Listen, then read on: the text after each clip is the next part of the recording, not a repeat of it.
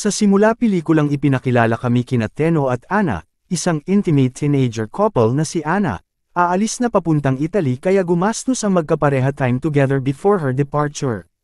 Hinihiling ni Anna na ay pangako na hindi niya matutulog anumang iba pang mga lalaki habang siya ay wala at siya. Vows ang parehong katapatan sa kanya namin makilala din ang matalik na kaibigan ni Tano na si Julio at ang girlfriend ni Julio na si Cecilia na magiging sumama kay Anna sa paglalakbay sa Italy. Julio at si Cecilia ay ipinakitang matalik bilang mabuti bago umalis papuntang airport. Doon nagpaalam sina Tenek at Julio, kawili-wili ang kanilang mga kasintahan. Ang kaibahan ay nakaset up sa pagitan ng dalawang lalaki. Nangunguna si Tenno ay nagmula sa isang mayamang pamilya. Habang si Julio ay middle class, gayunpaman ang dalawa ay malapit na magkaibigan na magiging babae at subukan mong ligawan si Lucia. Ibinunyag na kilala niya ang teenage noong bata pa siya. Siya talaga ang asawa ng pinsan niyang si Heinz. Sa kabila nito ay nagpatuloy ang dalawa sa kanilang malandi na ugali ni Lucia sa kanila. Plano niyang bisitahin ang isang beach sa darating na panahon. Araw na sabik na mapabilib ang kanyang mga Thanos na kasinungalingan na siya at ang kanyang kaibigan ay pupunta sa isang liblib na magandang beach na tinatawag na Heaven's Bibig. Sa katotohanan ay walang ganoong lugar. Inanyayahan nila si Lucia ngunit tumanggi siya na ang gabi ay nakatanggap ng emosyonal si Lucia. Tawag mula kay Heinz na umamin na ginawa niya ay pagkakamali at naging matalik sa iba. Babae habang lasing daw. Apologetic ito, balitang ikinagalit ni Lucia matapos itong marinig. Nakakainis na balita sa telepono na si Lucia dinidiskonekta at nagsimulang umiyak sa susunod.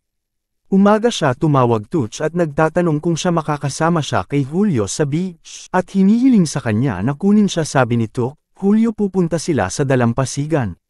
Lucia ni isa sa kanila ay hindi alam kung saang beach magiging on-road ngunit tinanong nila ang kanilang kaibigan Saba para sa payo pa rin. Noon umalis kasama si Lucia sa pagmamaneho nilang lahat.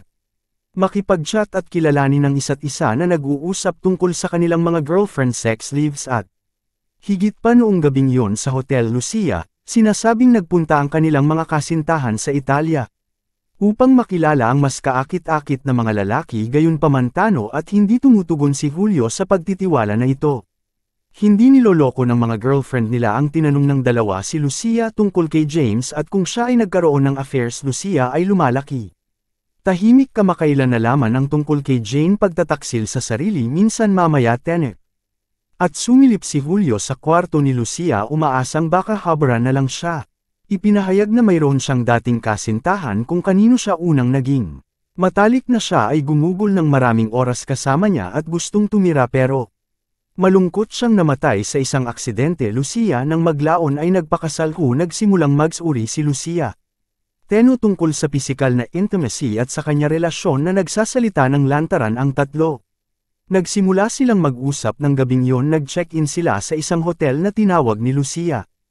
Hino nag-iiwan ng mensahe na siya iiwan siya ng tuluyan at hinding-hindi. Bumalik pagkatapos ng tawag ay pinuntahan siya ni Lucia kwarto at umiiyak na si Teenage saka lumapit sa kanya. Kwartong naghahanap ng shampoo na nakasuot lang ng tuwalya. Hiniling sa kanya ni Lucia na tanggalin ang tuwalya at ginawa niyang naging intimate ang dalawa habang nasaksihan ni Julio sa pintuan. Lalong nagselos si Julio nang dumating si Tenno para makita siya. Inamin ni Julio na mayroon din siya naging intimate sa girlfriend ni Ten. Minsan bago marinig ito ay napakasama ng loob ni Tano. Nangyari na mayroon silang mahabang mainit na debate at sinabi ni Tenno na hindi na niya isinasaalang-alang. Julio isang kaibigan. Kinabukasan silang lahat umalis sa dalampasigan. Na pagtanto ni Lucia ang may fuwang dalawa at nalaman na si Julio na siya ay intimated sa teen siya. Sinasamantala ang kalungkutan ni Julio at nakikiramay sa kanya sa likurang upuan. Hindi nasisiyahan si Tanok tungkol dito at huminto ang kotse upang lumabas pagkatapos maging ang matalik na si Lucia ay pumunta sa Tenno's at nagtanong bakit sila nag-aaway na nagsasabing alam niya. They both wanted intimacy with her, which ay kung bakit nila siya dinala sa paglalakbay bilang sila drive. Tenno's ay nagpapakita na siya rin ay isang beses sama kasama ang kasintahan ni Julio na si Julio. Nagagalit ito at ang dalawa magsimulang mag-away. Muli pinahinto ni Julio ang sasakyan sa pagkakataong ito at sinabihan ng OSH na magalit. Na pareho na sila ni Julio intimate sa mga girlfriend ng isa't isa. Paglalagay sa kanila sa parehong mahirap sitwasyon Tonek saka humingi ng tawad sa dalawa. Kumbinsihin si Lucia na sumakay sa kotse sa kanila ngunit pagkatapos lamang niyang gawin ang mga ito. Ay pangako mong hindi lalaban at sasabihing gagawin niya maging intimate lamang sa kanila sa ilalim ng mga iyon. Kondisyon bilang Gabi Falls Julia ay may ideya kung kailan talaga nila mararating ang tabing dagat habang patuloy silang walang patutunguhan sa pagmamaneho. Mamayang gabi kinuha ni Julia ang sasakyan na tigil sa buhangin sa isang hindi sementadong daan. Kailangan nilang magpalipas ng buong gabi sa ang sasakyan kinaumagahan ay nagising si Lucia. At nakitang napunta sila sa isang beach nagtayo ng campsite doon sina Thanos at Julio. Si Lucia ay nagpapahinga at nag-sunbathing saglit kalaunan ay isang lokal na mangingisda at ang kanyang pamilya. Dumating magluto para sa kanila at mag-alok na magbigay sila ay isang paglilibot sa mga beach ng lugar ang destinasyon daw ang dalawang magkaibigan muling pagsasama-sama at pagsasaya. Pagbalik nila sa campsite nila ng gabing iyon ay natuklasan nila ito.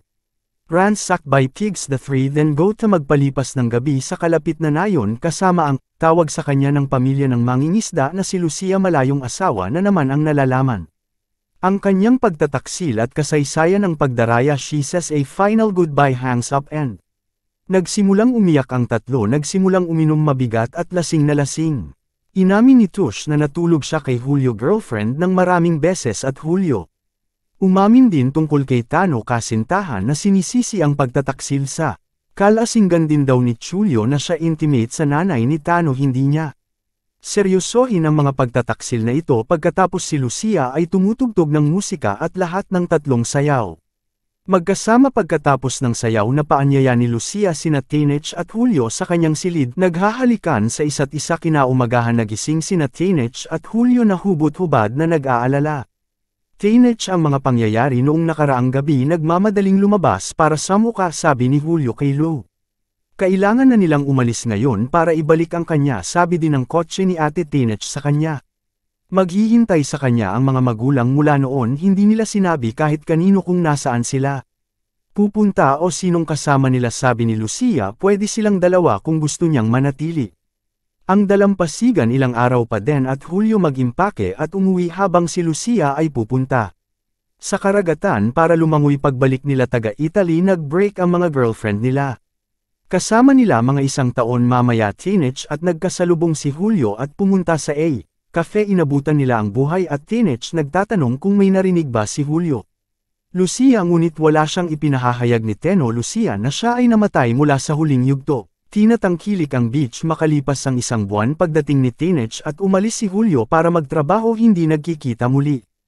At dito natatapos ang Tagalog Movie Recap. Thanks for watching.